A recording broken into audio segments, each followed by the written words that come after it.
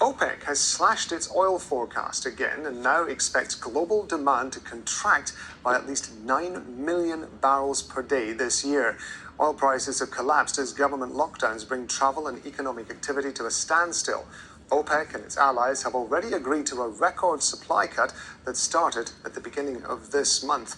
Josh Young's Chief Investment Officer with Bison Interests. He's joining us live via Skype from Houston, Texas. We appreciate your time, sir. Thank you. Is OPEC being a little bit optimistic in its outlook? Yeah, so it's interesting. I got a chance to look at the report, and it looks like they're assuming a very aggressive V-shaped recovery. And I think there's some stuff that you don't see as a first-order effect that's happening here in Houston as we reopen, and is happening in China. And the U.S. and China are the big demand centers to some extent for oil. And so we're seeing as kind of initial small businesses and restaurants and so on and shops are slower or not reopening. That's kind of the first obvious thing. But then there's the effect on the real estate owners, and then there's the effect on banks. And so there's a real risk here that the economic downturn is prolonged. And if it's prolonged in any manner, their report is way too optimistic. How long do you think the oil producers could ride out or sustain some of the shocks?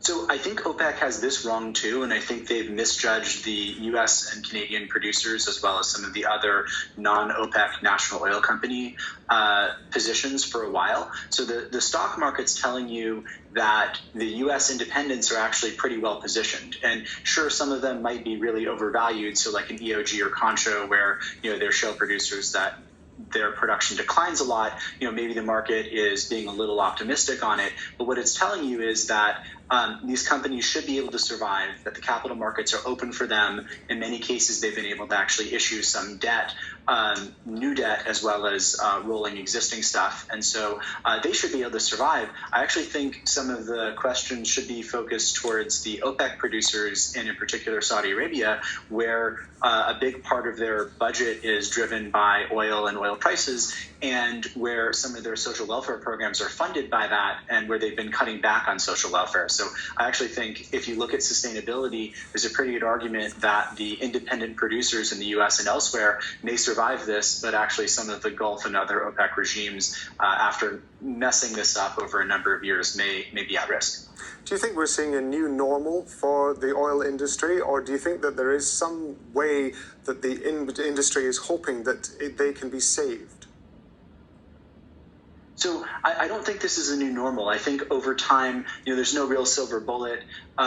There's a lot of different things that need to happen from a cutting cost perspective, and from a refocusing on longer term offshore development.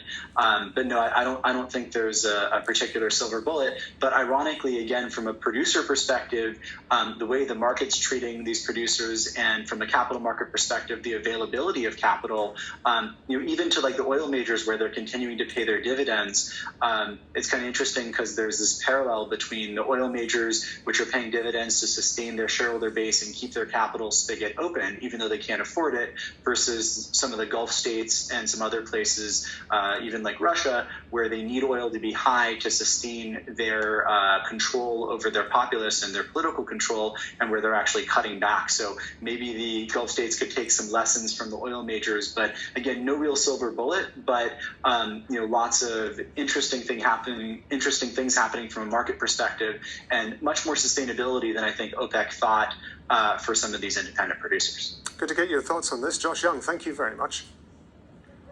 Thank you.